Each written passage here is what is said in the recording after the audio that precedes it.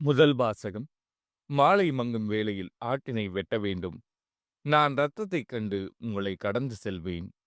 விடுதலை பயண நூலிலிருந்து வாசகம். அதிகாரம் 11 இறைவசனம் 10 முதல் அதிகாரம் 12 இறைவசனம் 14 முடிய.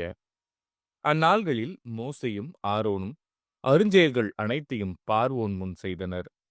ஆண்டவர் பார்வோனின் மனம் இறுகிவிடச் செய்ததால் அவன் இஸ்ரேல் மக்களை தன் நாட்டிலிருந்து போக விடவில்லை.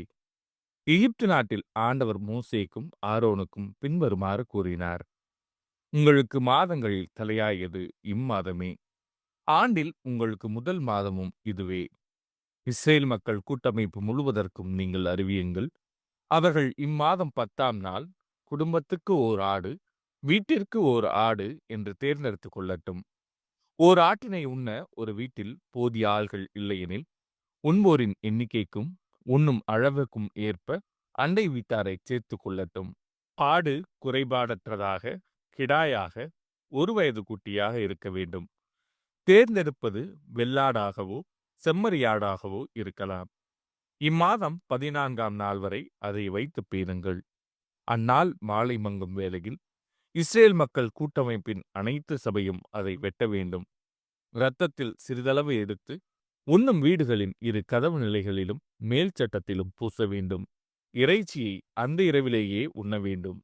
நெருப்பில் அதனை வாட்டி புளிப்பற்ற அப்பத்தோடும் கசப்பு கீரையோடும் உண்ண வேண்டும்.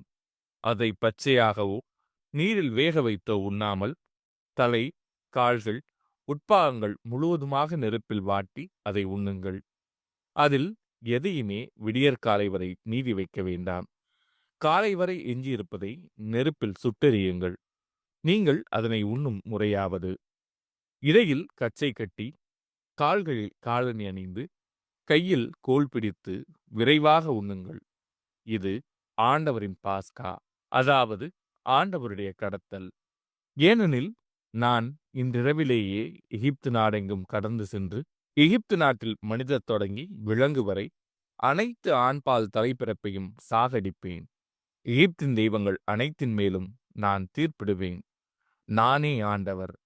இரத்தம் நீங்கள் இருக்கும் வீடுகளில் உங்களுக்கு அடையாளமாக இருக்கும். நான் இரத்தத்தைக் கண்டு உங்களை கடந்து செல்வேன். எகிப்து நாட்டில் நான் அவர்களை சாகடிக்கும் போது கொல்லும் கொள்ளை நோய் எதுவும் உங்கள் மேல் வராது.